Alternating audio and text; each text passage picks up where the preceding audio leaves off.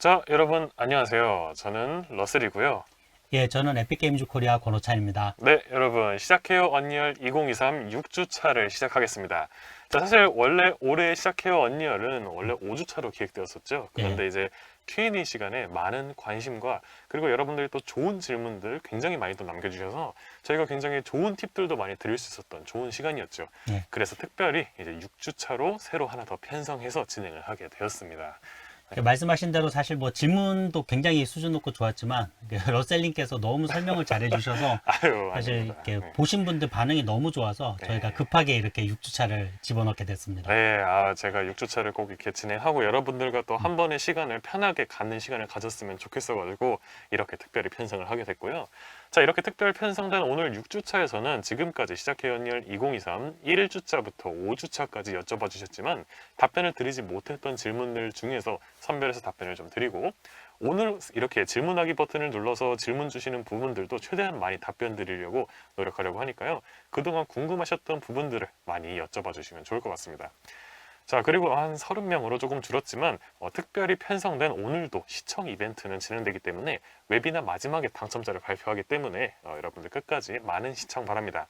자, 여러분들 1주차부터 5주차까지 지금까지 무려 질문 개수가 한 500개가 넘었었죠. 이렇게 굉장히 많은 질문들을 남겨주셨고 또 정말 좋은 질문들이 많았는데 제가 그동안 시간 관계상 답변 드리지 못했던 부분들을 오늘 많이 이렇게 좀 얘기를 해보려고 합니다.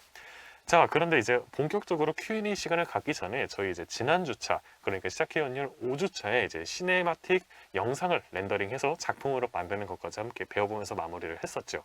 그래서 여러분들께서 이렇게 만드신 작품을 이제 카페에 멋진 영상 작품들로 도전 과제를 올려주신 분들이 많이 계십니다. 그래서 마지막 도전 과제였던 5주차 도전 과제 이벤트 당첨자분들을 발표하고요.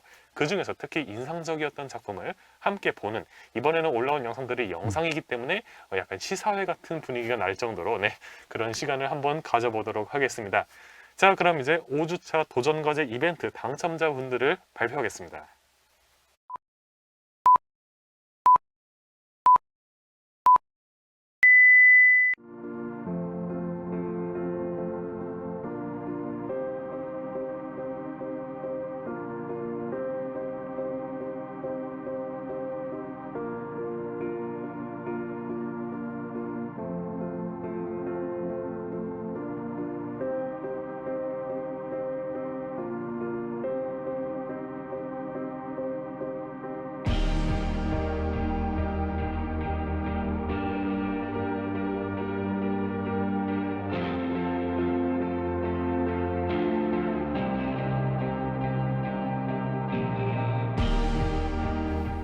자, 이 도전 과제 이벤트 당첨자분들 리스트는 항상 그랬던 것처럼 오늘 웨비나 종료 후 에픽 라운지에도 게시되니까요. 방문하셔서 확인하실 수 있고 당첨된 작품들 중에서 이제 저희가 인상적으로 본 작품 몇 가지를 소개하면서 같이 살펴보는 시간을 가져보도록 하죠. 자, 첫 번째 작품입니다. 첫 번째 작품은 라이트 블루님의 작품입니다. 자, 라이트 블루님께서는 이렇게 즐겨 하시는 게임을 모티브로 해서 이런 식으로 언리얼 엔진으로 특별하게 구현을 해주셨습니다. 자, 이렇게 굉장히 아름답게 만들어 주셨는데요. 네, 특히 지금 여기에서 저희가 인상적으로 볼 수 있는 부분은 퀵셀 메가스캔 나무들과 퀵셀의 여러 어셋들을 활용하셨음에도 이렇게 독특한 이런 대기 분위기 이런 예. 것들을 만들어 주셨는데 특히나 저는 이 보랏빛 이제 아트모스피어가 굉장히 마음에 들더라고요. 그래서 이런 걸 만드실 때 이제 뭐 라이팅에서도 뭐 스카이 아트모스피어 같은 것들을 활용해서 일반적인 디렉셔널 라이트의 그런 라이팅보다도 조금 더 독특한 색채가 녹아있는 멋진 작품을 만들어 주셨고 퀵셀 메가스캔 나무도 이렇게 이 씬에 잘 어우러지게끔 이렇게 잘 만들어 주신 것 같습니다. 자, 그래서 이런 식으로 약간 전체적인 SS의 배치라든지 이런 것들도 굉장히 신경 써서 잘 만들어 주셨죠. 네, 그리고 이렇게 참고하신 사진도 이렇게 올려주셨고요. 네.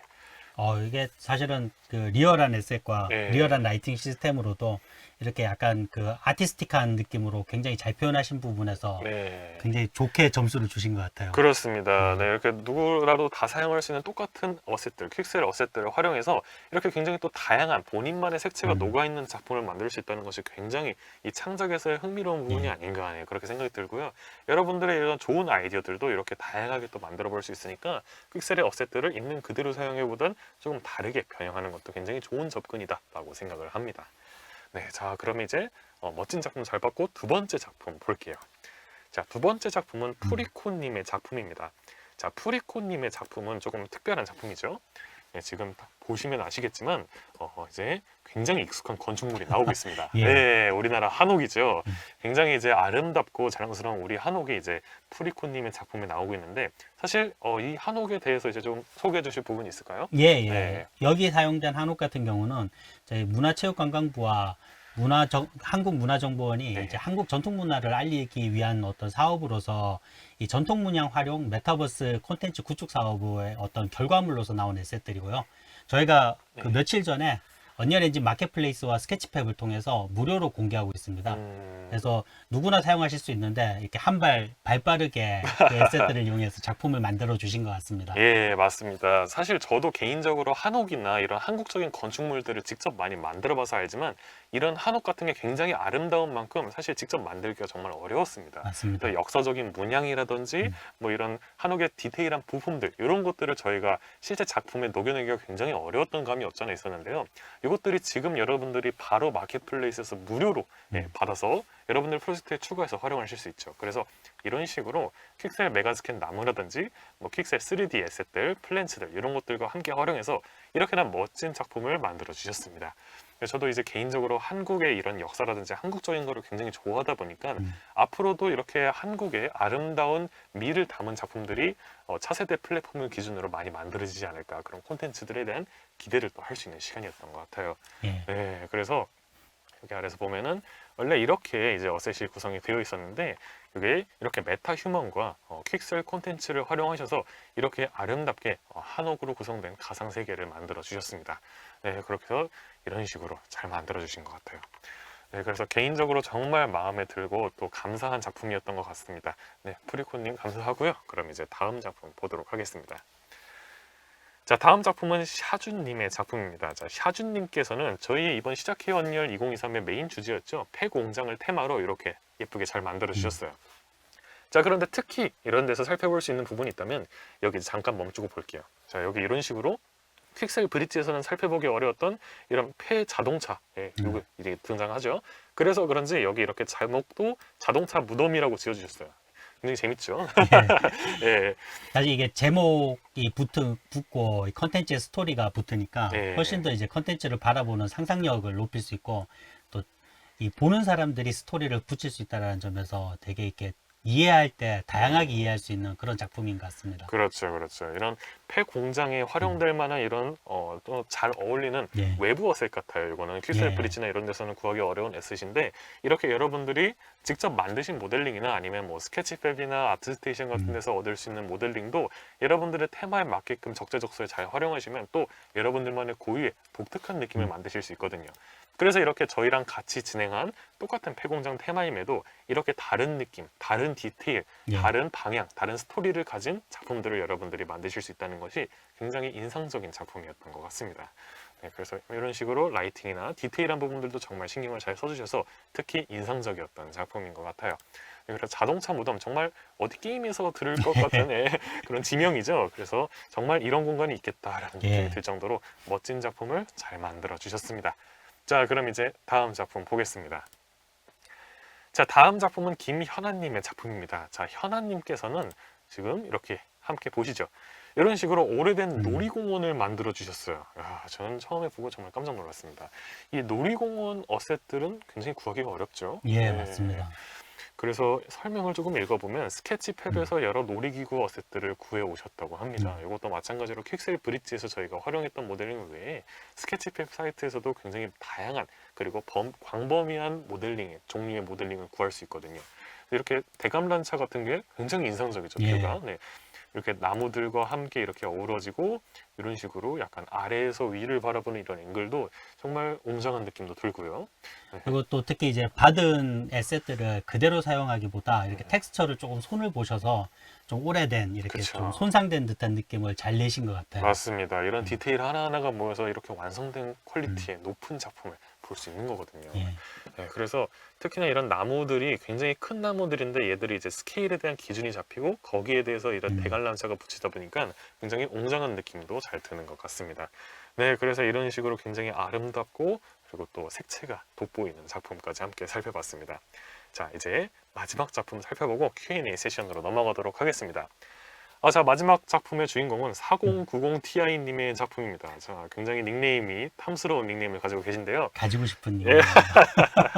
네, 이런 식으로 이제 환경을 구성한 이런 뷰포트 사진을 보면요, 이런 식으로 계단이나 이런 부분들 구성했을 때 굉장히 이런 부분에서도 좀 배울 점이 있어 보이죠. 예. 네, 그래서 작품을 한번 이렇게 살펴보면요, 이런 식으로 4090ti님께서는 저희가 지금까지 했던 작품과는 좀 약간 결이 다릅니다. 이건 이제 랜드스케이프를 활용을 하신 것 같아요. 그래서 지금 보시면은 이렇게 지형에 이렇게 약간 굴곡 있죠? 고저차가 조금 있어서 확실히 현실적인 느낌도 많이 나고요. 예. 네, 거기에 이제 뭐 원거리에 배치된 이런 아파트라든지 이런 비닐하우스 이런 것들이 함께 모여가지고 굉장히 현실적인 느낌을 주고 있습니다. 또 저런 계단이나 길 같은 경우도 이게 메쉬가 아니라 그 랜드스케이프의 스플라인 기능을 이용해서 굉장히 절차적으로 만들어 주셨는데요. 네. 제가 좀 이게 되게 마음에 들었던 점은 사실 이제 그 시작해 언리얼을 통해서 언리얼을 네. 배우시면서 네. 이 문서나 저희가 제공하는 다양한 머티리얼들을 통해서 네. 더 한층 더 나아가서 학습을 하셨다라는 점이 되게 좋은 것 같아요. 그렇습니다. 랜드스케이프는 사실 저희가 이번 시작해 언리얼에서는 다루지 않았었죠. 예. 제가 이제 바닥을 구성할 때는 뭐 플레인이나 박스를 바탕으로 이렇게 평평하게만 만들었었는데, 이런 식으로 여러분들이 랜드스케이프는 어렵지 않게 바로 활용을 하실 수 있고, 이 랜드스케이프에서는 여러분들이 정말 그림을 그리듯 이렇게 스컬프팅을 통해서 조각을 하시면은 어렵지 않게 이렇게 환경에 이런 아름다운 고저차와 굴곡까지도 넣을 수 있으니까, 이런 방식의 레벨 디자인도 여러분들이 한번 시도를 해보시면 좋을 것 같습니다. 그래서 언리얼 엔진에서 이렇게 굉장히 많은 툴과 도구를 제공하고 있으니까요, 폭넓게 한번 공부를 해보시는 것도 좋겠다 하는 생각이 듭니다. 자, 이렇게 인상적인 멋진 작품들 5개를 함께 살펴보았습니다. 자, 5주 동안 정말 고생 많으셨고요. 오늘 소개드린 작품 외에도 정말 멋진 작품들이 많이 있거든요. 카페에 있는 이런 여러 가지 멋진 작품들, 여러분들이 올려주신 작품들은 이 라이브가 끝나서도 반영구적으로 이제 유지가 될 예정이니까 카페도 여러분들이 많이 방문하셔서 작품들도 살펴보시고 앞으로도 많은 활동을 기대하도록 하겠습니다. 자, 그러면 이제 이어서 Q&A, 오늘 이제 세션의 메인 정수죠. 바로 진행을 해보도록 하겠습니다. 자, 여러분들이 지금까지 남겨주신 많은 질문들, 약 500개가 넘는 많은 질문들 중에서 저희가 이제 최대한 많이 엄선해서 선별을 좀 해보려고 했는데요. 네, 이제 여러분들께 좀 많은 도움이 됐으면 하는 바람에서 하나씩 진행을 해볼게요. 첫 번째 질문입니다. 데이터 스미스를 이용해서 스케치팹에서 언리얼 엔진으로 오브젝트와 텍스처를 임포트하듯 블렌더에서 언리얼 엔진으로 오브젝트와 텍스처를 임포트하는 방법이 있을까요? 라고 질문 주셨습니다. 네. 이 부분 관련해서는 사실 저희가 데이터 스미스는 기존에 이제 전통적인 산업에서 쓰던 파이프라인을 그대로 언리얼 엔진으로 가져오는 경우에 네. 좀 더 편하게 쓰시라고 제공하는 기능이고요. 사실 이번 시작해 언리얼처럼 에셋을 가져와서 언리얼 엔진에서 배치하는 경우에는 저희는 일반적인 FBX를 이용한 파이프라인을 추천드리고 있습니다. 네, 그렇죠. FBX 파일이 이제 일반적인 가장 보편적으로 사용되는 파일 포맷이죠. 예. 그리고 이 FBX 파일과 뭐 일반적으로 사용되는 뭐 PNG, 예. TGA 같은 텍스처 포맷과 함께 저도 이렇게 실제로 프로젝트 할 때는 임포트 할 때 FBX나 뭐 이런 포맷으로 임포트를 하거든요. 그리고 이런 FBX 같은 포맷은 비단 블렌더뿐만 아니라 이제 뭐 웬만한 3D 프로그램들에서 다 지원하는 공통된 규격이기 때문에 이런 것들을 활용하실 때는 굉장히 이제 포괄적으로 활용할 수 있다, 이런 점도 있고요. 근데 제가 이제 알아보니까는 이제 뭐 블렌더, 이제 뭐 좀 개인적인 얘기지만 블렌더는 이제 오픈 소스 프로그램으로 알고 있습니다. 언리얼처럼. 예. 그래서 유저분들 커뮤니티에서 이제 활성화된 플러그인, 뭐 소위 애드온이라고 부르는 예. 것들이 많이 되어 있는데, 그게 이제 언리얼이랑 잘 실시간으로 연동되는 애드온들이 굉장히 많은 걸로 알고 있습니다. 예, 그래서 좋은 그런 게 많이 있는 것 같아서 그런 것도 한번 리서치 해보시면 도움이 좀 될 것 같아요. 예. 확실히 실제로 써보시니까 하실 수 있는 답변인 것 같습니다. 예. 그래서 요즘 굉장히 또 좋은 것들이 많이 생기고 있어서 개인적으로는 정말 기분이 좋습니다. 자, 그럼 이제 두 번째 질문 볼게요. 자, 두 번째 질문은 사실 저희가 이제 그래픽 관련 작업을 하면서 뺄래야 뗄 수 없는 예. 컴퓨터 사양에 관련된 이야기입니다. 질문이 이제 여러 개가 올라왔는데 이것들을 저희가 한 번에 묶어서 좀 답변을 드리려고 이렇게 했는데, i7 노트북에 이 GPU를 연결해서 언리얼 엔진 구동이 가능할까요? 라는 질문과 언리얼 엔진으로 프로젝트를 제작하면 CPU나 GPU에 부담이 많이 갈까요? 이런 부담을 줄일 수 있는 설정이 있을까요? 그리고 원활한 작업을 위해 권장되는 컴퓨터 사양에 대해 알려주세요, 라고 질문 주셨습니다. 예, 일단은 사양 문제는 저희가 참 네. 이게 직접적으로 답변 드리기가 어려운데요. 우선 답변 드리기 전에 네. 사실 개인적으로 저희가 그 언리얼 엔진의 공식 문서를 한번 소개를 시켜드리고요. 네. 아마 오늘 질문도 그렇지만 앞으로도 여러분들이 뭔가를 만드시면서 발생하는 문제들은 이 질문 저희 홈페이지 가셔서 오른쪽 위에 있는 여기 물음표 칸에 보시면요. 화면을 한번 볼까요? 예. 네. 여기 보시면 예를 들면 사양이죠. 저희가 사양이면은 사양으로 검색을 하시면은 나오는데 여기서 팁 하나 드리자면은 일반적으로 이 검색창에서 그냥 검색하시고 난 다음에 너무 많은 토픽들이 나오니까 좀 당황해 하시는데요. 일단은 이 탭에 있는 문서를 꼭 클릭해 주세요. 문서를 클릭하면은 언리얼 엔진 공식 문서에 있는 내용들만 찾아줍니다. 여기 가셔서 사양으로 검색하시면 나오는 저희 언리얼 엔진 사양이 있고요. 보시는 대로 사실 사양 자체는 굉장히 낮습니다. 예. 당연히 여러분들이 어떤 컨텐츠를 만드느냐에 따라서 사양에 영향을 받게 되고요. 그러니까 여러분들이 뭐 모바일 게임을 만들거나 그렇죠. 또 이제 네. 라이트한 컨텐츠를 만든다면 당연히 낮은 사양에서도 돌아가지만 사실 문제는 이번 시작해 언리얼 같이 굉장히 고퀄리티의 고품질의 영상과 이미지를 렌더링 할 때는 사실 어느 정도 사양이 필요한 거는 맞습니다. 예, 제가 사실 미리 말씀드리지 못해서 좀 죄송한 부분이 있지만 사실 이번 시작해요 언리얼 2023은 여러분들이 굉장히 고품질의 픽셀 콘텐츠를 수십 개 가지고 와서 활용을 했잖아요. 그만큼 정말 최고 사양에서 이제 구동을 할 만한 그런 타겟의 과정이긴 했습니다. 하지만 이제 여러분들이 앞으로 실제로 진행하실 프로젝트의 성격이라든지 아니면 뭐 말씀하신 것처럼 뭐 모바일부터 시작해서 로우 폴리곤으로 구성된 게임이나 아니면 2D 스프라이트를 기준으로 만들어진 게임이나 아니면 또 이렇게 고품질의 데이터가 그렇게 많이까지는 필요 없는 일반적인 게임들 같은 경우에는 여러분들 여기 권장 사양에 이런 부분들만 충분히 충족하셔도 여러분들이 무난하게 작업을 진행을 하실 수 있다라고 생각을 합니다.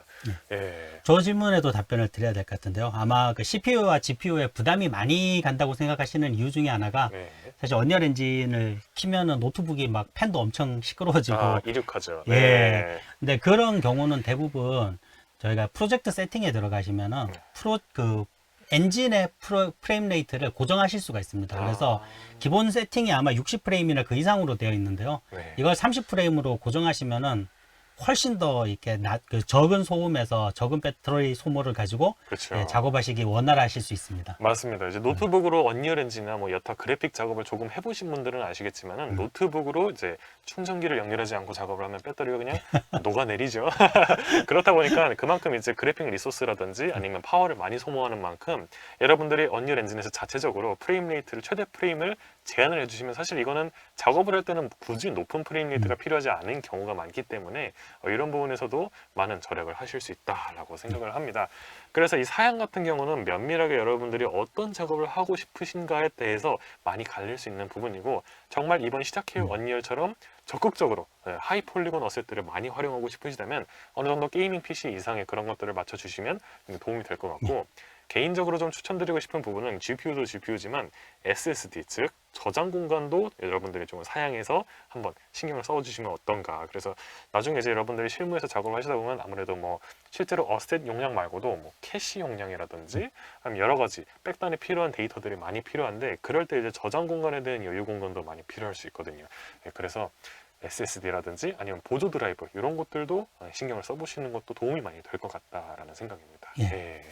지금 잠깐 눈 돌렸는데 채팅창에 네. 프로젝트 세팅에 프레임 레이트가 있나요? 라고 물어보시는데 한글로 프레임 레이트나 영문으로 검색하시면은 나올 겁니다. 고정된 프레임 레이트 사용이라고요. 네네네. 좋은 질문이었습니다. 네. 자, 그 다음 질문을 한번 또 보면요. 이 질문이 제일 위에 올라와 있네요.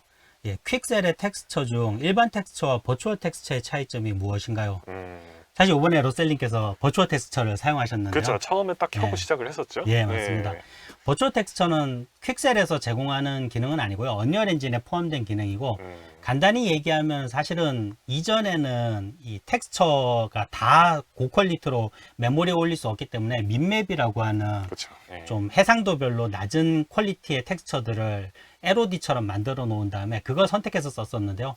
여기서 한층 더 발전해서 버추얼 텍스처 같은 경우는 이제 그 텍스처들을 타일 사이즈로 줄인 다음에 실제로 화면에 그려지는 부분만 스트리밍으로 가져오게 됩니다. 그러니까 일정 크기의 타일을 원하는 어떤 퀄리티 레벨에 그냥 쓰는 텍스처들 타일들만 따로 이렇게 추출해서 한 장의 거대한 텍스처로 만드는 기술이고요. 그렇죠. 이걸 통해서 얻을 수 있는 거는 사실 같은 메모리, 비디오 메모리 소모로 훨씬 더 큰 텍스처를 쓸 수 있고, 맞습니다. 예, 뭐 네. 그런 장점이 있습니다. 예, 버추얼 텍스처 같은 경우에 이제 여러분들이 작년 시작해요 언리얼을 이제 보신 분들은 아시겠지만 그때는 버추얼 텍스처를 안 썼거든요. 네, 네, 그때 이제 하시다 보면은 뭐 스트리밍 풀 메모리가 뭐 부족하다 이런 경고 문구가 많이 맞습니다. 떴을 겁니다. 근데 그게 이제 텍스처가 많아지면 많아질수록 메모리에 텍스처들이 많이 올라가다 보니까 이 전체 VRAM을 초과할 때 그런 예. 메시지가 나오면서 저희가 열심히 만들어 놓은 이 사물들이 텍스처가 뭉개지는 그런 현상이 맞습니다. 있었는데 버추얼 텍스처를 이제 활성화하면은 이제 부분 필요한 부분만 메모리에 올리기 때문에 맞습니다. 여러분들이 아마 이번에 작업을 진행하실 때는 그런 경고 문구를 많이 보지는 못하셨을 거예요. 네. 그래서 버추얼 텍스처 같은 경우에는 이렇게 텍스처 메모리를 절약할 수 있는 좋은 기능이다라고 생각하시면 될 것 같습니다. 네, 너무 좋은 질문이었네요. 네, 예. 좋습니다. 그럼 이제 다음 질문 한번 볼게요. 자, 다음 질문은 언리얼 엔진 5.0에서 5.1로 넘어오면서 이전 버전은 안 지워지고 용량을 차지하고 있는데 5.0, 그러니까 이전 버전의 언리얼 엔진은 지워도 되나요? 라고 질문 주셨습니다. 자, 이렇게 언리얼 엔진이 사실 기하급수적으로 업데이트가 되면서 이전 버전, 지금 이제 5.1도 곧 출시될 5.2의 이전 버전이 되겠죠? 예. 네, 이런 식으로 이전 버전이 남았을 때 그 엔진을 지워도 되냐라는 질문인 것 같아요. 자, 여러분들이 이제 어떤 프로젝트를 진행을 하실 때 그 프로젝트가 사용하는 엔진의 버전이 있을 겁니다. 예를 들면은 언리얼 엔진 5.1로 시작한 프로젝트는 이제 그 버전이 5.1일 거고 뭐 5.0으로 시작한 건 5.0이겠죠. 근데 이제 만약에 엔진이 업데이트가 됐는데 프로젝트 파일은 업데이트가 어려운 경우도 있을 수 있잖아요. 네, 그런 케이스가 어떤 게 좀 있을까요?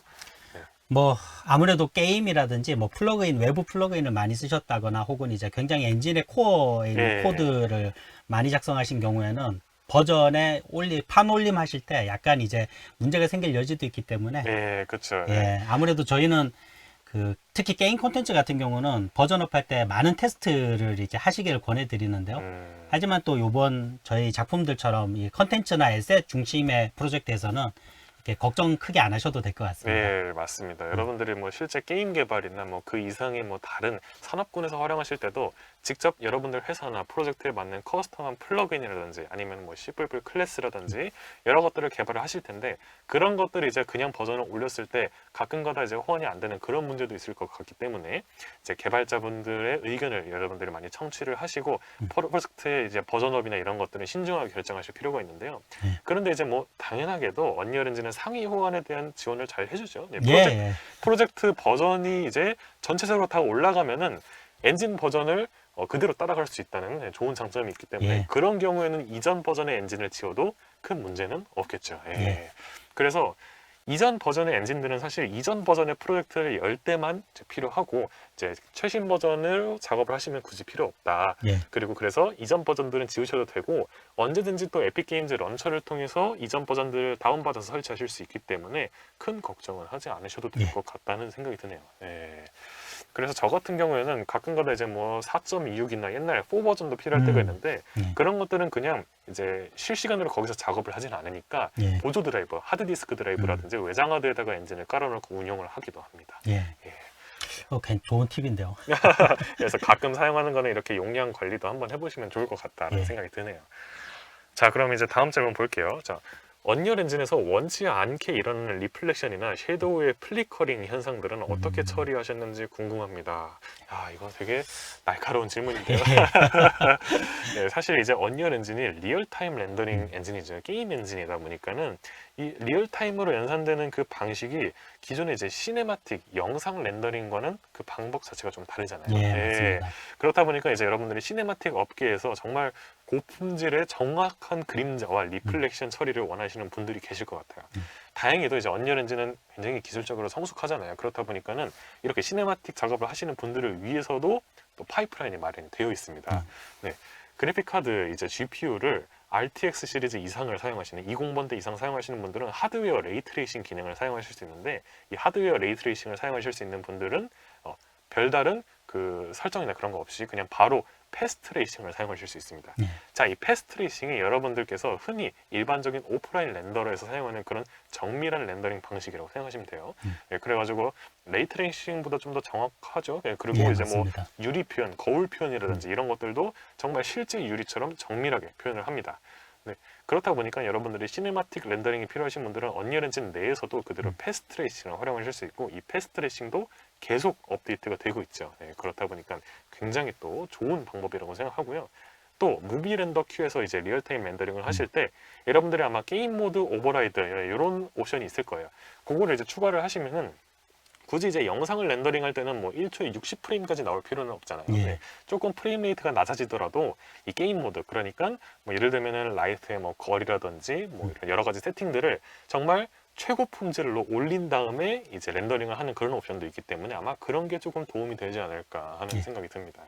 뭐 원론적인 설명을 조금만 더 붙이자면요. 예. 아무래도 이제 리플렉션의 플리커링과 섀도우의 플리커링은 좀 다른 현상인데, 네. 섀도우 플리커링은 말씀대로 이제 사실 저광량에서 글로벌 일루미네이션 아티팩트라서 이 부분은 말씀하신 부분으로 해결이 되고요. 근데 이제 예를 들면 리플렉션의 플리커링 같은 경우는 네. 아무래도 이 PBR 기반에서는 사실 이 작업자 하시는 분들이 예전에 이제 저희가 상수를 이용해서 파라미터를 이용해서 머티리얼을 조절하던 어떤 개념을 아직 가지고 계셔서 사실 물리적으로 정해져 있는 값이라는 부분에 대한 이해가 조금 아직 부족하세요. 그렇죠. 예, 네. 그래서 예를 들면 대부분 리플렉션 플리커링 같은 경우는 이제 러프니스가 물리적으로 있을 수 없는 값이 포함되어 있다든지 뭐 예를 들면 0이나 1이 들어가 있다든지 혹은 라이트가 너무 과도하게 반사된다든지 너무 조도가 밝다든지 이런 부분이 있기 때문에 좀 원론적인 측면에서는 머티리얼과 또 이제 라이트를 한번 그렇죠. 붙어보시는 것도 필요할 것 같습니다. 맞습니다. 뭐 아무리 현실에서 거울이 정말 매끈하다고 해도 예. 그게 물리적으로 러프니스가 0인 경우는 없잖아요. 예, 그런 경우는 0.01 뭐 이 정도 되겠죠. 예, 네, 예. 그래서 그렇다 보니까는 아무래도 이런 피지컬리 베이스드 렌더링 PBR에서는 여러분들께서 이렇게 실제 물리적인 현상이 관측될 수 없는 값으로 설정된 것을 약간 유의하시면서 작업하시다 보면은 그런 부분을 어느 정도 최소한의 도움이 되지 않을까 하는 생각이 듭니다. 네. 예, 그러면은 또 요 질문 한번 볼까요? 이것도 예. 사실 많이 나온 질문인데요. 예. 어두운 곳에 들어갔을 때 적응 시 같이 밝게 보이는 것을 조절할 수 있는 키가 어디에 있는지 궁금합니다. 아, 예, 아무래도 저희가 이제 그 아이 어댑션이라고 해서 예, 예, 시각 눈 수능 수능이죠. 효과 예. 이 부분 때문에 그러신 것 같은데 예. 사실 뭐 이 부분은 포스트 프로세스 볼륨을 통해서 보통 맞습니다. 조절이 가능하죠. 맞습니다. 네. 그래서 이 시각 수능, 눈 수능이라는 것은 현실에서도 저희가 어두운 데 있다가 갑자기 밝은 데 나가면 막 눈부시잖아요. 그거를 되게 현실적으로 언리얼에서 잘 구현을 해놨어요. 근데 이제 가끔 가다가 여러분들의 프로젝트를 작업을 하실 때 네. 그런 거를 조금 미세하게 조절을 하실 필요가 있을 때도 있습니다. 그때 이제 포스트 프로세스 볼륨에서 이제 익스포저 부분에서 조절을 예. 하실 수 있죠. 그래서 뭐 오토 익스포저 히스토그램이라든지 이런 것들을 매뉴얼로 바꿔서 딱 정해진 값으로 정해진 노출 값으로 고정시킨 다음에 작업을 하실 수 있거나 예. 네, 그런 것이 가능합니다. 저 같은 경우는 사실 이제 이게 딱 정해진 값을 해도 괜찮지만 예. 또 한편으로는 어느 정도 이제 눈 쓰는 효과를 보고 싶은데 네. 근데 사실 기본 설정 값은 실제 눈을 시뮬레이션 하기 때문에 너무 너무 범위가 크죠. 예, 너무 네. 범위가 크죠. 그래서 저 같은 경우는 그 포스트 프로세스 볼륨의 익스포즈에 보시면은 네. 민 맥스 값이 있는데 이 민과 맥스 값의 범위를 좀 줄여서 적절하게 조절하는 예, 경우도 되게 효과적이더라고요. 맞습니다. 그 값을 어느 정도 클램핑 하는 게 굉장히 또 도움이 될 수 있고요. 네, 맞습니다. 특히 제가 이제 알려드렸던 매뉴얼로 설정을 하시면은 딱 어떤 노출 값으로 고정을 시켜버리기 때문에 나중에 이제 여러분들이 초점 설정하실 때 어피처 값을 바꾸면 이제 조리개가 밝기에 영향을 줄 수 있거든요. 이런 것에도 영향을 줄 수 있으니까 여러분들이 한번 다양하게 테스트를 해보시면서 이 시각 수능, 눈 수능에 대해서 알아봐 보시는 것도 좋지 않을까 하는 생각이 듭니다. 예. 네, 너무 좋은 질문이었어요. 저도 이제 작업하면서 굉장히 언리얼 5가 이걸 잘 만들어 놨구나 하는 생각이 들었거든요. 감사합니다. 제가 감사하죠. 자, 그럼 이제 다음 질문 볼게요.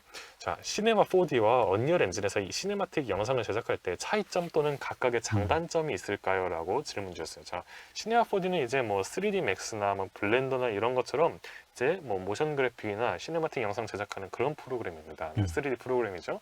자, 이런 프로그램에서 영상을 만드는 것과 언리얼 엔진에서 만드는 것과의 이런 차이점, 뭐 이런 것들에 대해서 질문 주신 것 같아요.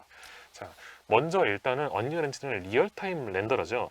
그 말인즉슨 이 모든 것들이 실시간으로 연산이 되고 여러분들이 지금까지 작업을 하신 것들을 바탕으로 생각을 해보시면 저희가 항상 작업할 때 딱히 렌더 버튼을 누르고 최종 퀄리티를 보는 게 아니고 항상 최종 퀄리티를 보면서 작업을 했었잖아요.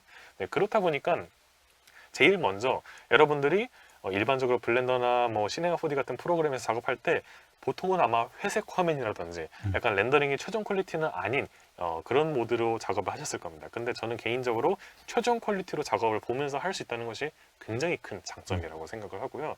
두 번째로는 압도적으로 빠른 렌더링 속도죠. 네, 그리고 시네마틱 렌더링에서도 여러분들이 무비 렌더 큐 버튼 한번 눌러보셨으면 아시겠지만은 뭐 1초에 뭐 수십 장씩 뽑아내죠. 네, 이제 그래서 옛날에 오프라인 렌더러에서는 뭐 1분에 한 장 뭐 이렇게 뽑을 수 있었던 패스트레이서에 비해서 훨씬 더 빠르게 렌더링이 가능했다는 점이 굉장히 이제 인상적이고 여러분들 또 할 수 있는 게 많다라고 생각을 하고요.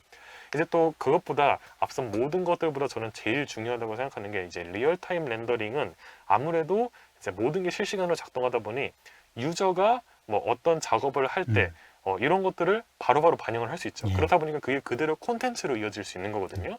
네, 어떤 사람이 이제 예를 들면은 배우 같은 사람들이 이 가상 공간에 뭔가 변화를 주거나 했을 때 그게 항상 최종 퀄리티로 나오다 보니까 이제 더 이상 무대 연출이라든지 여러 산업 분계에서 그린 스크린을 사용하는 게 아니고 요즘 이제 버추얼 프로덕션이나 이런 네. 것들이 많이 활성화가 되고 있잖아요. 그런 부분들에서 굉장히 큰 강점이 있다라고 생각하고요. 그리고 마지막으로 리얼타임 렌더링은 관리와 수정, 사후 관리가 굉장히 맞습니다. 용이하다고 생각합니다. 예. 이게 얼마나 큰 거냐라고 이제 생각하실 수도 있긴 하지만은 나중에 이제 여러분들이 실제로 프로젝트를 하시다 보면 마이너하게 수정하거나 이제 보완해야 될 부분들이 굉장히 많이 생길 거예요. 근데 맞습니다. 그럴 때마다 이제 렌더링을 다시 걸고 수시간을 기다리고 하는 게 굉장히 저는 개인적으로는 좀 고역인 경험이었는데 언리얼 엔진을 사용하면서부터 그런 부분들에서 많이 이제 힘을 많이 얻게 되었죠. 그래서 이런데 리소스를 낭비하지 않고 굉장히 또 효율적으로 활용할 수 있다는 것이 리얼타임 렌더링의 가장 큰 장점이었다라고 생각을 하고 있습니다. 역시 네. 설명의 왕이십니다. 아유, 무슨 말씀을요. 그래서 사실 원래 리얼타임 렌더링은 게임에서는 필수적인 부분이었죠. 네. 네. 그런데 게임 그래픽이 이제 시네마틱 이상으로 막 이렇게 경계를 무너뜨리고 있다 보니까 이런 질문이 가능하다고 생각해요. 이런 질문이 나오는 것부터가 이제 그만큼 게임 그래픽의 퀄리티가 여기까지 올라왔다라는 이야기거든요. 예. 그래서 굉장히 많은 이점이 있지 않을까 하는 생각이 듭니다. 네. 네, 멋진 질문이었던 것 같습니다. 네, 이제 다음 질문 볼게요. 언리얼 엔진의 시내 카메라에서 FOV를 조절하는 방법이 있을까요? FOV는 필드 오브 뷰죠. 네, 그래서 회색으로 비활성화되어 있는 옵션이 조정이 가능한지 궁금하다라고 질문 주셨습니다. 네, 필드 오브 뷰가 조정이 안 되나 보네요. 네, 예, 저희가 이제 기본적으로 시내 카메라에서는 FOV를 직접 조절하실 수는 없고요. 네. 요거는 근데 저희가 뭐 제약사항이라기보다는 일부러 그렇게 설계를 해놓은 겁니다. 왜냐면은 FOV를 직접 조절하실 필요가 있으면은 일반적인 카메라 액터를 쓰시면 되고요. 근데 아무래도 이제 시내 카메라 같은 경우는 네. 실제 영상이나 애니메이션이나 이런 업계에서 일하시던 분들을 목표로 한 거라서 그렇죠, 그렇죠. 그분들이 쓰시는 카메라의 어떤 조작 체계와 똑같이 맞춰 놓은 겁니다. 그래서 저희가 FOV를 직접 조절하기보다는 일반적으로 센서 B라든지 네. 이런 값들을 조절해서 수정할 수 있게 만들어 놓은 게 시내 카메라이기 때문에 그 부분은 바로 조절은 안 됩니다. 예, 그렇죠. 이제 FOV가 일반적인 여러분들의 게임, 뭐 FPS 게임 같은 것들 해보시면 1인칭 게임에서는 뭐 90도, 100도, 105도 이렇게 조절할 수 있었는데 이 시내 카메라에서는 이것들을 볼 수만 있어요. 그래서 실질적으로 이거를 조절하는 값은 커렌트 포컬 랭스, 초점 거리죠. 초점 거리를 바꾸면 이게 실시간으로 밑에 FOV 값이 어떻게 나오는지도 연동되어서 바로 볼 수 있거든요. 그렇다 보니까 제가 이제 개인적인 경험으로는 FOV를 딱 어떤 값으로 맞추기가 그렇게 직관적이지는 않지만은 그래도 이게 FOV가 어떻게 바뀌었다라는 것을 알려주고 있기 때문에 큰 문제는 없지 않았을까 그런 생각이 좀 들기는 합니다.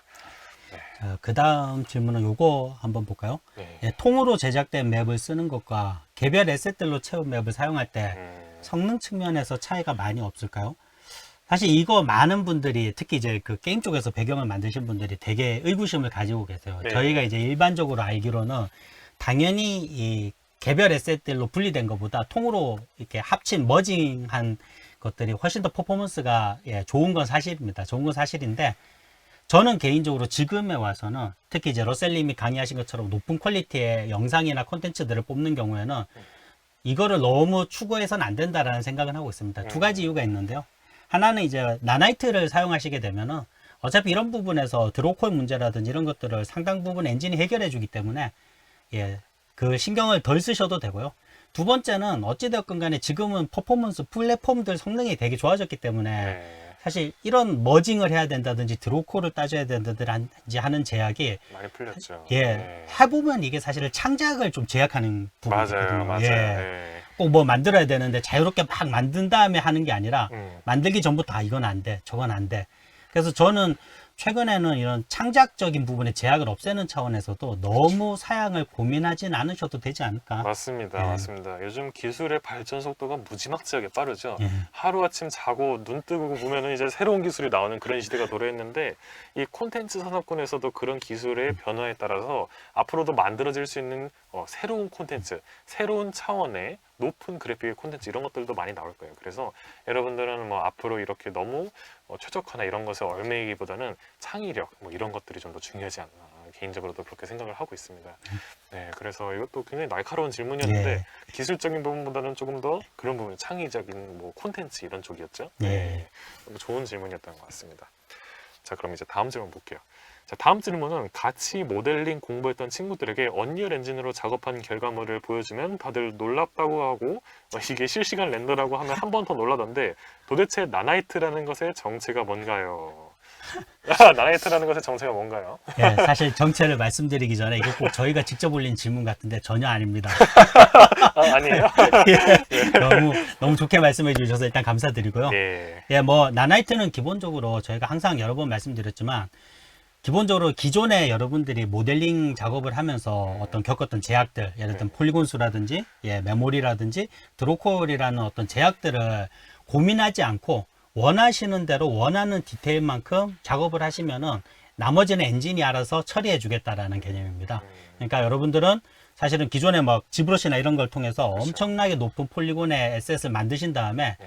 별도의 추가 작업 없이 그냥 그대로 그 고용량 에셋들을 언리얼 엔진에 집어넣으면은 엔진이 알아서 어떤 플랫폼에 맞춰서 예, 최적화해서 최고의 퀄리티, 최고의 퍼포먼스를 보여줄 수 있도록 처리해주는 시스템이고요. 네. 뭐 나나이트 얘기가 나온 김에 루멘도 하나 더 말씀드리자면 어차피 세트로 가는 거니까요. 그렇죠, 그렇죠. 예, 네. 루멘 같은 경우는 사실 이전에는 실시간으로 이 글로벌 일루미네이션 저희가 보통 이제 렌더링 빨이라고 하죠. 예. 네. 이 GI 느낌을 내는 게 불가능해서 뭐 여러 가지 편법이 있었는데요. 이걸 실시간에서 물리적으로 정교하게 예, 구현해 놓은 시스템입니다. 그래서 뭐 당연히 오프라인 렌더링보다 퀄리티가 좋진 않지만 어찌됐건 간에 실시간으로 쓸 수 있는 퀄리티를 내주는 예, 글로벌 일루미네이션 및 리플렉션 시스템이고요. 네. 그래서 뭐 아시겠지만 이제 이런 기술적인 특성을 통해서 저희가 원하는 거는 여러분들이 아까도 말씀드렸지만 창작의 제약을 받지 않도록, 그러니까 뭐 꼭 기술을 잘 알아야만 좋은 걸 만드는 게 아니라 그렇죠. 예, 컨텐츠 그 자체에 집중하시면은 좋은 걸 만드실 수 있도록 하는 게 목표라고 생각하시면 됩니다. 네, 맞습니다. 사실 나나이트가 이제 저도 실제로 개발을 해보니까는 원래는 이제 실시간 렌더링에서 부드럽게 게임이 작동되어야 하면은 이게 폴리곤 개수나 이런 것과 항상 타협을 할 수밖에 없었잖아요. 뭐 예. 예를 들면은 어떤 큼직한 오브젝트라도 뭐 폴리곤이 10만 개가 넘어가면 이거를 이렇게 눈물을 머금고 5만 개로 줄인다든지 이런 최적화 과정이 항상 필요했고 타협을 했어야 했는데 더 이상 나나이트는 이제 퀄리티를 포기하지 않으면서 그것이 실시간으로 작동될 수 있게끔 하는 새로운 시대를 열었다라고 생각할 수 있고요. 무엇보다도 이 이면에서 여러분들이 또 생각하실 수 있는 부분이 기존에는 이런 최적화 과정에서도 굉장히 많은 리소스가 들어갔었어요. 이미 아름답게 만들어진 고해상도의 데이터를 사실 저해상도로 낮추는 것도 굉장히 많은 이 작업 과정을 소요를 합니다. 그래서 여러분들이 퀵셀에서 이제 사용하시던 미디엄 퀄리티, 뭐 로우 퀄리티 이런 것들 있잖아요. 이것들도 퀵셀에 이 굉장히 유수하신 아티스트 분들께서 한 땀 한 땀 이렇게 줄여놓으신 거예요. 그렇다 보니까 이것들도 다 누군가의 시간이고 프로젝트의 비용이 될 수 있는데 이것들을 모두 다 최고의 품질로 넣기만 하면은 자동으로 엔진이 최적화를 해준다는 점에서 이 프로젝트의 비용이라든지 시간, 인력 부분을 굉장히 절약할 수 있지 않나 그렇게 생각을 하고요. 사실 LOD를 직접 이렇게 리토폴 해가지고 만드는 과정이 재밌지는 않잖아요.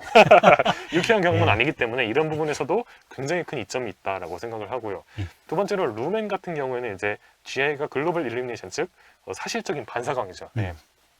여러분들이 루멘을 쓰시다가 이제 루멘을 비활성을 한번 해보시면 그 역체감이 상당할 겁니다. 예, GI가 없으면은 이 그래픽 공간이 정말 사실적인 그 빛의 느낌을 내기가 어렵죠. 예, 허해 보이죠. 예, 그래서 언리얼 엔진 4에서도 사실 GI를 만드는 방법은 있었어요. 하지만 GI는 빛의 모든 반사광, 예를 들면은 뭐 조명이 하나가 있다고 치면은 그 조명에서 나오는 빛이 여러 벽에 튕겨서 그 벽의 재질이나 뭐 그림자나 이런 것들을 종합적으로 연산하는 반사광을 계산했기 때문에 그게 굉장히 빌드하는데 오랜 시간이 걸렸었죠. 예. 그래서 GPU 라이트메스가 나오면서 시간이 많이 줄기는 했어도 그럼에도 불구하고 GUI는 실시간으로 구현될 수 없었던 영역인데 루멘이 이거를 해결을 해버렸죠. 예. 그렇다 보니까 더 이상 라이트맵이나 라이트메스를 굽는데도 작업 시간도 굉장히 많이 단축이 되었을 뿐만 아니라 이제 이게 리얼타임으로 된다는 것은 런타임에서도 동작을 한다는 거잖아요. 예. 그러니까 유저가 게임 내에서도 조명을 설치하거나 시간이 바뀌거나 했을 때도 굉장히 정교한 GUI를 실시간으로 구현할 수 있다는 거죠. 이 말인즉슨 저는 새로운 콘텐츠의 시대를 열 수 있다라고도 생각을 합니다. 예. 그래서 저희가 오프라인으로만 렌더링 해가지고 뭔가 시간의 변화 이런 것들을 만들 수 있었지만 이게 게임 콘텐츠다 이런 데는 적용되기 어려웠었는데 그런 것들도 이제 앞으로 많이 생길 수 있지 않을까 하는 생각이 들어서 나나이트와 룸에는 비단 작업 과정뿐만 아니라 앞으로 콘텐츠 시대에서도 많은 영향을 줄 수 있지 않을까 예, 그런 생각이 듭니다. 예. 그래서 굉장히 또 이제 언리얼을 자랑할 수 있었던 질문이었고요. 네, 네, 네, 에픽이 올린 거 아니라고 하셨으니까 오해 안 하셨으면 좋겠습니다. 네, 그래서 저도 실제로 개발을 해보면서 나나이트와 룸에는 정말 많은 도움을 받고 있어서 이렇게 제 자랑하듯 장황하게 얘기를 좀 했고요. 자, 그 다음 질문을 이어서 좀 해볼 건데요. 나나이트 소스를 직접 만들 수 있는 방법이 있나요? 새로 원하는 소스가 있을 수도 있겠다는 생각이 드네요. 근데 요거는 당연히 가능하죠? 예, 당연히 가능합니다. 당연히 예. 가능하죠. 예, 나나이트 소스 사실 저희가 퀵셀 브릿지에서 여러 가지 소스를 가지고 와서 사용했는데 이 여러분들 시작해요 언리얼의 도전 과제들 올리신 것들 보면은 뭐 스케치팩이라든지 직접 모델링 하신 것도 이렇게 가지고 와서 많이들 활용하셨었죠. 네, 그래서 콘텐츠 브라우저에 임포트 하실 때 나나이트로 빌드 버튼만 체크를 해주시면 그 여타 과정들은 모두 엔진이 처리하기 때문에 직접 뭐 외부에 어셋이나 직접 만든 어셋이나 모두 다 가져와서 활용할 수 있습니다. 예. 그리고 나나이트를 사용하면 모델링을 직접 할 때 하이폴리에서 로우폴리로 바꾸는 과정이 이제 불필요하냐라고도 질문 주셨는데요. 근데 이것도 말씀하신 것처럼 불필요하죠. 예, 불필요합니다. 예. 말씀 아까 해주셨지만 뭐 LOD를 만드는 과정들을 엔진이 다 처리해주고 특히 이제 그런 작업적인 부분뿐만이 아니라 사실 퀄리티적으로도 예전에는 LOD 단계별로 이렇게 스위칭 될 때 좀 이렇게 튀었는데요. 합인 현상이 있었죠. 예. 네. 근데 지금 나나이트 같은 경우는 이게 계층형 LOD를 적용하고 이거 엔진이 처음에 빌드할 때 수십 단계로 나눠서 부위별로 따로 적용을 해주기 때문에 사실 사람이 그 LOD의 변화를 느낄 수가 없습니다. 이거 무슨 얘기냐면은 추가 작업 없이 어떠한 사이즈의 화면 비율에서도 항상 최고의 퀄리티를 보실 수 있다라는 겁니다. 예. 맞습니다. 그래서 굳이 저희가 로우 폴리를 따로 만들어주지 않아도 기존에는 이제 사양이나 최적화 때문에 저희가 로우 폴리곤에 노멀 맵을 베이크하는 등의 여러 가지 최적화 기법을 동원했었는데 더 이상 그럴 필요도 없어진 거죠. 전혀 없습니다. 맞습니다. 그래서 이어서 또 질문을 한번 얘기를 해보면 로우 퀄리티 에셋으로 빌드할 때와 나나이트 에셋으로 빌드할 때 용량이나 최적화에서 큰 차이가 있냐라고 질문 주셨습니다. 예, 이것도 많이 해주시는 질문인데요. 예, 저희가 몇 번 말씀드렸지만 기본적으로 나나이트로 빌드를 하시게 되면요, 아무래도 그 폴리곤을 많이 쓰는 게 일반적이기 때문에 예, 버텍스 데이터들이 크게 늘어서 이 메시 데이터 용량은 되게 늘어납니다. 맞습니다. 예, 늘어나지만 저희 기준으로 볼 때 같은 디테일이나 혹은 더 높은 디테일을 한다 하더라도 사실은 뭐 노멀맵 텍스처라든지 이런 부분들이 불필요해지기 때문에 그 텍스처 사이즈가 굉장히 크거든요. 맞습니다. 예, 그래서 이 평균적으로 종합해 보면 저희가 볼 때는 훨씬 더 높은 디테일을 거의 비슷한 용량에서 처리할 수 있고요. 또 저희가 이런 부분에서 더 최적화를 하시기 쉽게 하기 위해서 저희가 저런 기능도 넣었습니다. 뭐냐면 시각적으로 크게 차이가 나지 않는 선에서 이 메시 데이터를 줄일 수 있는 엔진에서 그냥 수치만으로 줄일 수 있는 기능을 넣어서 간소화하는 거예요. 이 기능을 이용하면 실제로 메시 데이터도 거의 한 3분의 1에서 4분의 1 정도 줄 때 시각적으로 거의 차이를 느끼실 수가 없을 겁니다. 맞습니다. 그래서 사실 일반적으로 노멀 맵의 근본적인 부분을 따져보면은 메시의 디테일을 텍스처로 표현하기 위해서 만들어진 거잖아요. 그런데 이제 메시 자체에 그 디테일이 다 표현될 수 있다면은 제가 테스트를 좀 해봤는데 굳이 노멀 맵 자체를 사용하지 않고 베이스 컬러만 사용해서도 어느 정도 퀄리티를 낼 수 있겠더라고요. 그렇게 해서 두 가지를 비교를 한번 해봤을 때 이제 엔진 공식 문서에서도 비교한 자료가 있죠. 노멀 맵을 4K 노멀 맵을 사용한 로우 폴리곤 어셋과 하이 폴리곤 어셋만 사용했을 때 이 용량을 비교를 해보면 나나이트를 적용한 하이 폴리곤 어셋이 훨씬 더 용량면에서도 이점이 있었다라는 결과도 있었습니다. 지금 말씀해 주셨지만 문서 검색하시면은 저희가 샘플과 이미지들 다 보여드리고 있으니까요. 한번 꼭 검색해 보시길 권해드립니다. 네, 언리얼 문서에 나나이트 문서에 이 기술적인 상세한 디테일이 많이 나와 있습니다. 그래서 이런 질문들에서 많은 도움을 받으실 수 있을 것 같아요. 예, 요 질문도 아무래도 이번 그 시작해 언리얼에 데카를 많이 사용하셔갖고 아, 예, 네. 나오는 것 같은데요. 예. 데카를 많이 이용하면 최적화에 문제가 되나요? 처음부터 머티리얼에 제작하는 방법이 좋은 건가요? 예.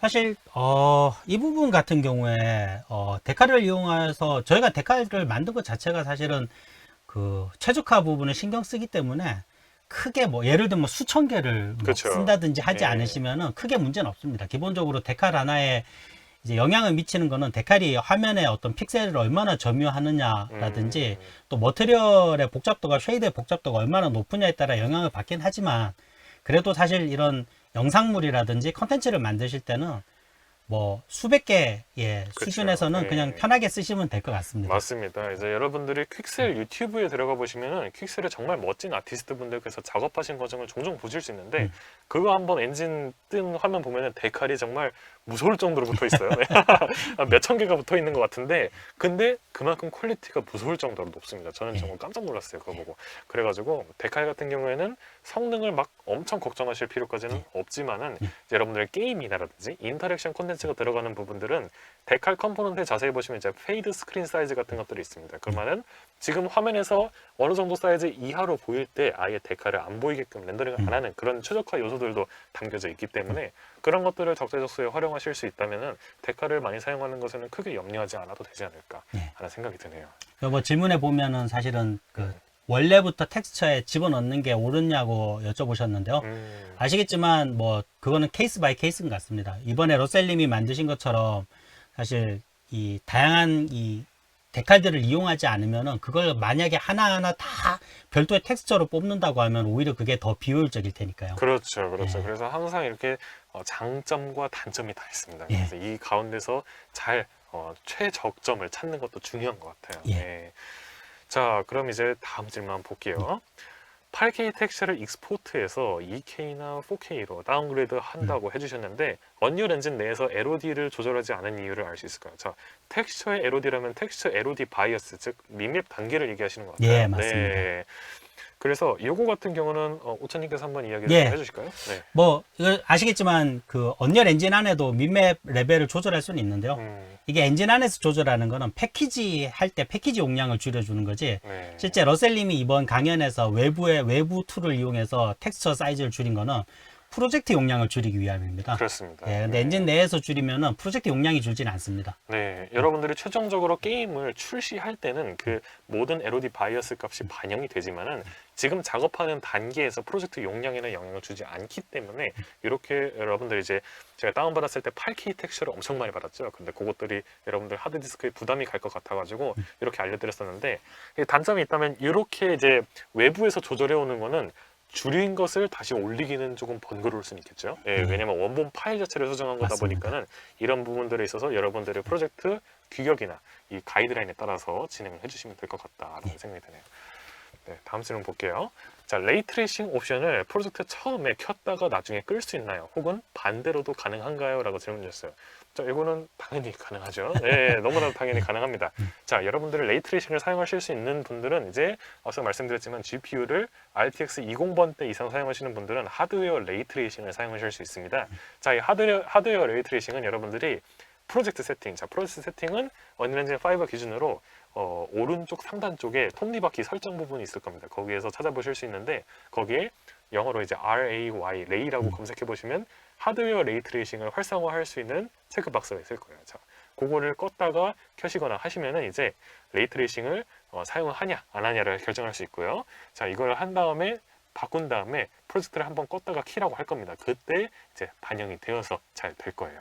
그래서 언리얼 엔진에서 프로젝트를 처음 설정할 때 뭐 3인칭 고르고 시장용 콘텐츠 고르고 레이트레이싱 설정 이런 것들이 사실 나중에 다 바꿀 수 있습니다. 예, 그래서 맞습니다. 처음 설정할 때 이거 체크 안 했다고 얘 프로젝트 잘못한 거 아니야? 예, 그렇게 생각하시지 않으셔도 된다는 거.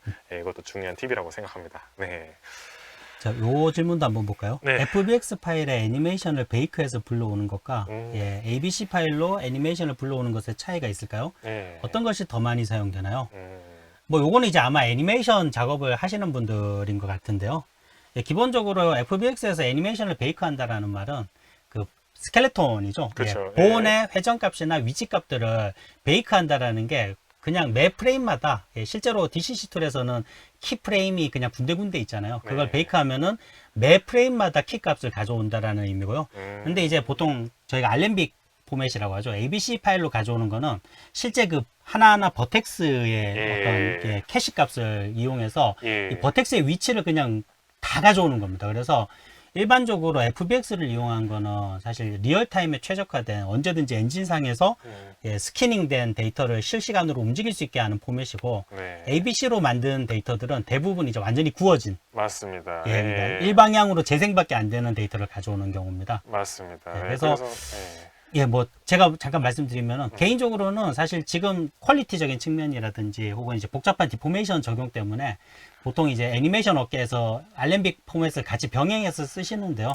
근데 장기적으로는 저희가 뭐 머신러닝 디포머나 이런 기능들을 통해서 다 FBX로 전환할 수 있도록 저희가 계속 노력하고 있습니다. 네, 그래서 붙이실게요. FBX는 이제 뭐 딱 쉽게 설명을 좀 드려보자면 보통 이제 본을 심어가지고 이제 많이 하는 스켈레탈 메시 방식이고 알렘빅은 스태틱 메시 시퀀스라고 부를 수 있죠. 네, 그래가지고 베이크된 스태틱 메시들이 이렇게 연속적으로 재생되는 그런 형태라고 생각하시면 돼가지고 이 두 가지의 장단점이 다 존재하는데 유연성을 따져보자면 장기적으로는 FBX를 활용하는 게 조금 더 이제 확장성이라든지 그런 게 좀 더 이점이 있을 수 있다라는 점도 있고요. 그렇다 보니까 이런 것들은 나름의 이제 전략적으로 좀 이제 활용을 해보시는 게 좋다라고 좀 생각을 할 수 있겠습니다. 네, 그래서 뭐 어떤 게 더 많이 사용되냐라는 것을 딱 정의하기는 좀 어렵겠지만은 업계나 뭐 프로젝트에 따라서 좀 다를 것 같아요. 너무 좋은 질문이었던 것 같고요. 그 다음에 다음 질문 볼게요. 자, 어셋들을 다른 폴더로 정리하는데 무브나 커피 했을 때 가끔씩 링크가 끊어지는 현상이 생깁니다. 그냥 처음에 다운로드 받을 때 위치를 잘 정해서 하는 방법밖에 없나요?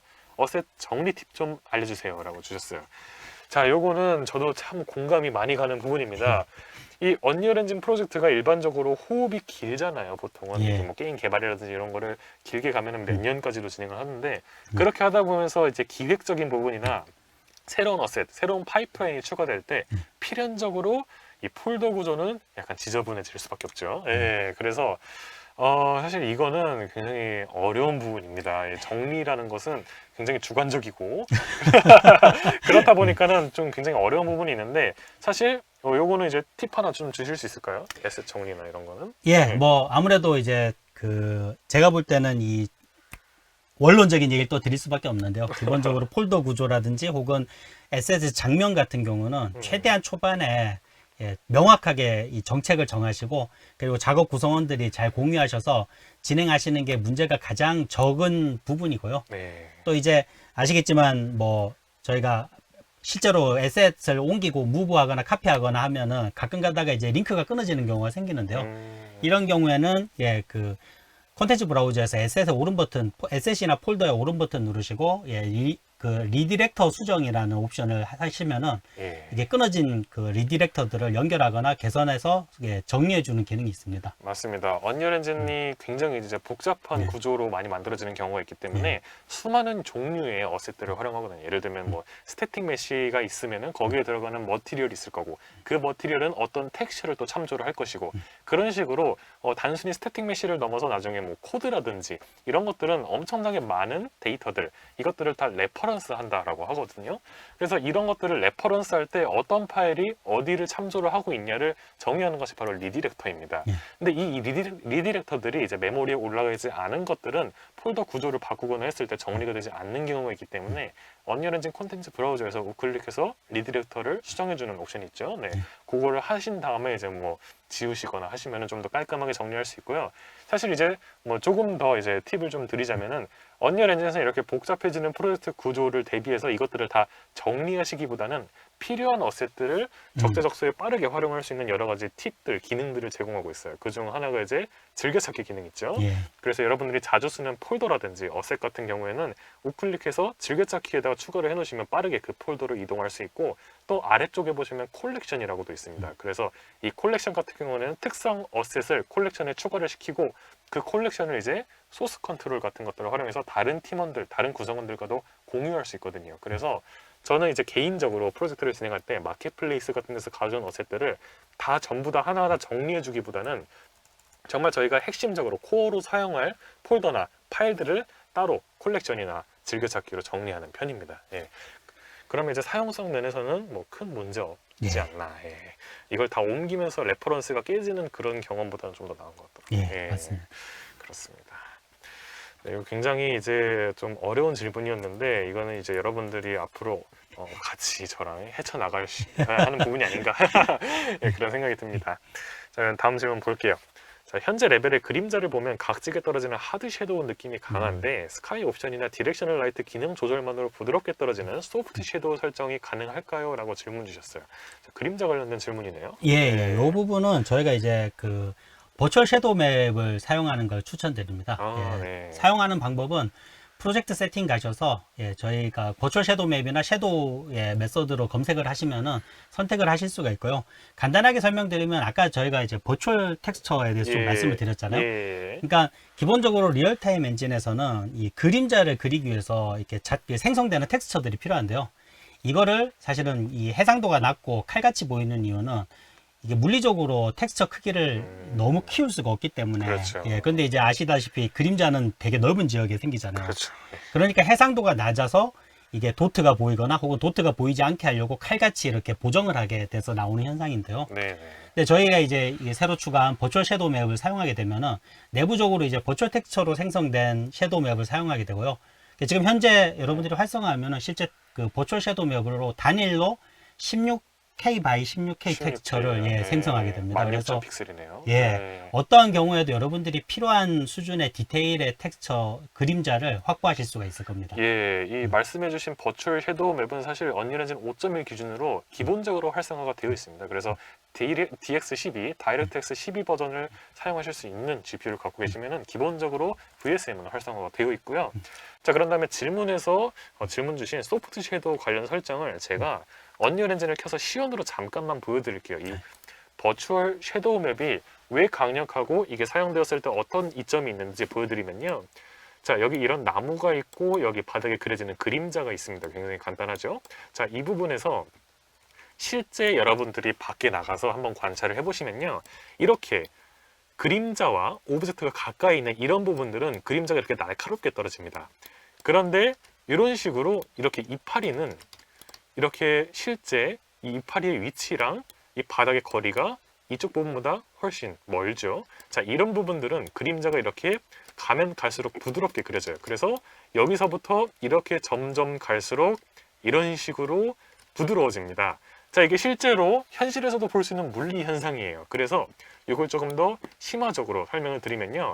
광원의 크기가 크면 클수록 그림자는 부드러워집니다. 자, 그 말인즉슨 저희가 여기서의 광원은 태양이죠. 이 태양의 크기가 커지면 커질수록 이 나무의 그림자도 부드러워질 수 있습니다. 자, 실제 현실에서 태양의 크기를 저희가 뭐 초능력이 있는 것도 아니고 조절을 할 수는 없지만 여기는 언리얼 세상이기 때문에 여러분들이 이 디렉셔널 라이트 액터를 누르시고 여기 소스 각도라고 있습니다.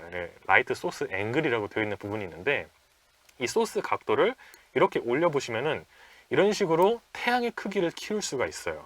그래서 슬라이더로는 최대 5까지 키울 수 있는데 여기다 직접 값을 입력하면 15 이렇게 더 키울 수 있거든요.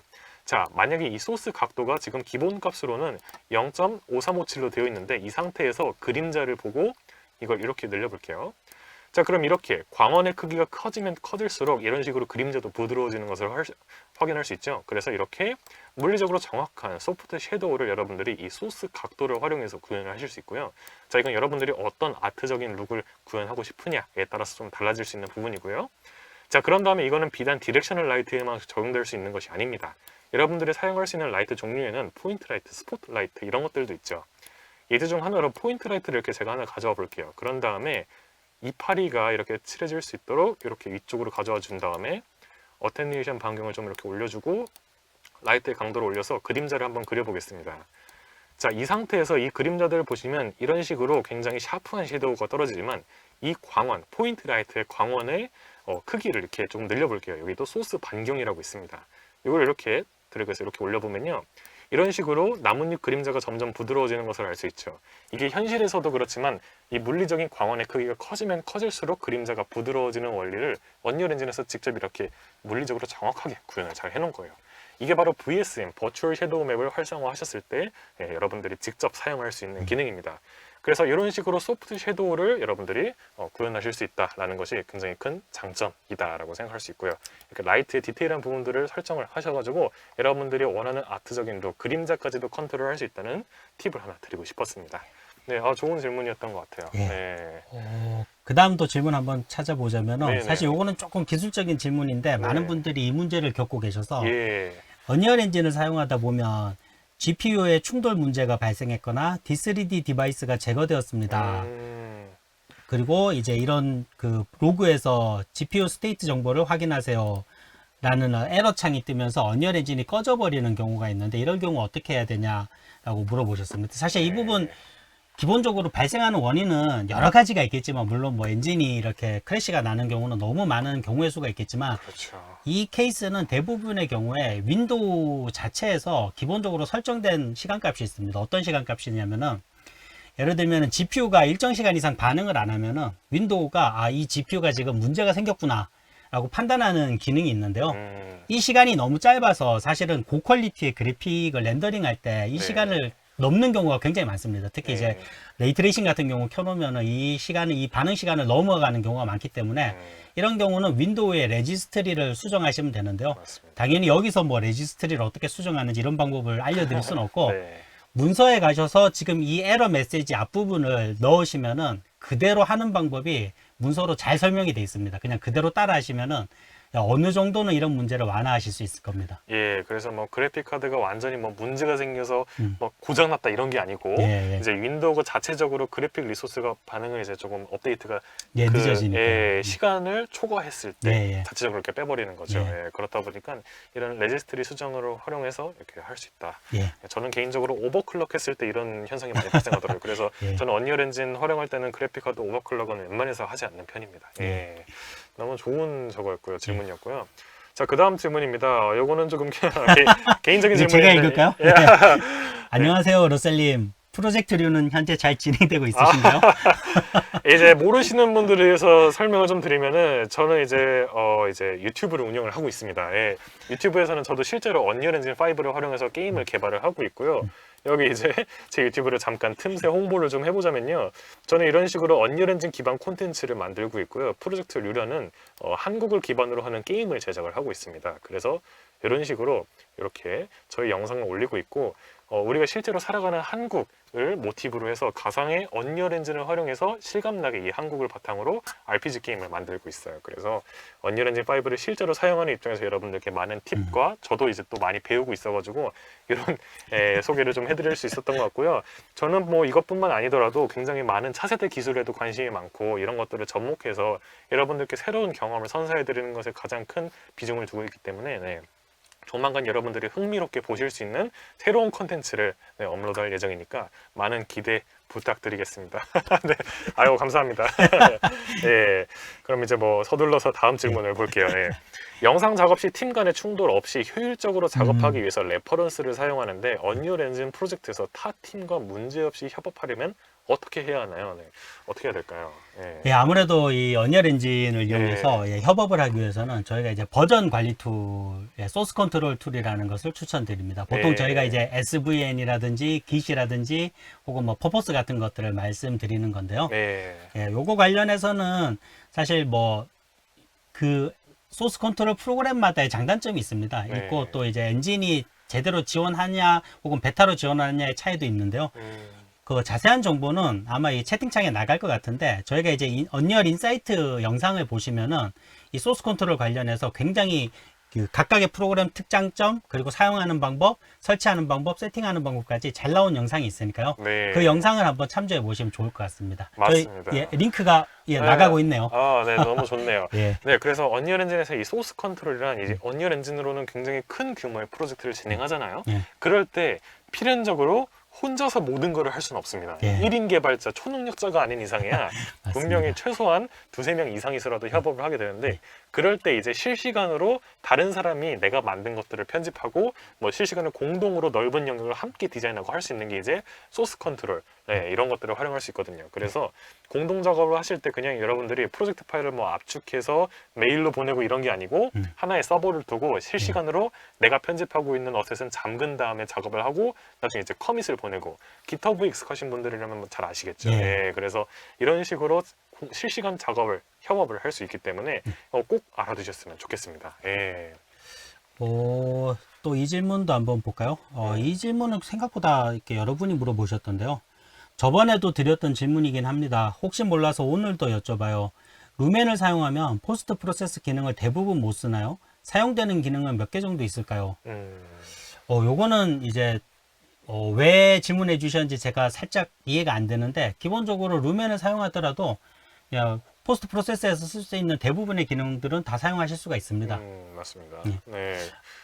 아마 그 앰비언트 오클루전이나 이런 기능들이 일부 렌더링 피처에 있는 예. 기능들 같은 경우에는 이제 루멘에서 제어할 수 없는 부분들도 있기는 해요. 예. 그래서 뭐 스탠더런 레이트레이스 같은 경우는 아예 리플렉션 메서드 자체가 다르다 보니까는 맞습니다. 이런 부분들은 이제 제한적으로 적용이 될 수 있지만, 그 위쪽에 있는 뭐 제너럴한 색 보정이라든지 뭐 렌즈 플레어, 블록, 예. 이런 여러 가지 일반적인 포스트 프로세스 기능들은 전부 활용하실 수 있고, 또 그걸 넘어서 포스트 프로세스 머티리얼에서 사용되는 렌더링 패스들도 정상적으로 불러와서 합성도 할 수 있거든요. 예, 그래서 맞습니다. 전부 다 뭐 웬만해서는 할 수 있지 않을까. 예. AO 패스 같은 것만 빼면은 다 되는 걸로 저는 알고 있습니다. 예. 뭐 아무래도 AO 패스 같은 경우는 이 라이트 맵이나 이제 라이트 빌드 후에 사용되는 패스라서 사실 루멘에서는 어차피 쓸 수가 없는 기능이라서 막아놨을 겁니다. 예, 그렇습니다. 네. 예. 네, 자, 그러면 그러면 이제 마지막 질문, 시간이 벌써 이렇게 됐네요. 벌써 1시간이, 아이고. 예. 1시간 6분 지나는데요. 자, 이제 마지막 질문 한번 보겠습니다. 마지막 질문은 유종의 미를 거둘 수 있을 만한 질문인 것 같아요. 이번에 언리얼 엔진 5.2와 포트나이트 언리얼 에디터 UEFN이 공개됐는데 어떤 특별한 점이 있을까요? 라고 질문 주셨습니다. 설명해 주시죠. 예, 뭐 이거는 아무래도 저희가 이제 좀 말씀드리고 싶어서 좀 준비를 한 질문인데요. 어떤 분이 마침 질문해 주셨더라고요. 네. 사실 이제 UEFN 같은 경우는 아시겠지만 저희가 그 포트나이트라는 게임을 서비스하고 있는데요.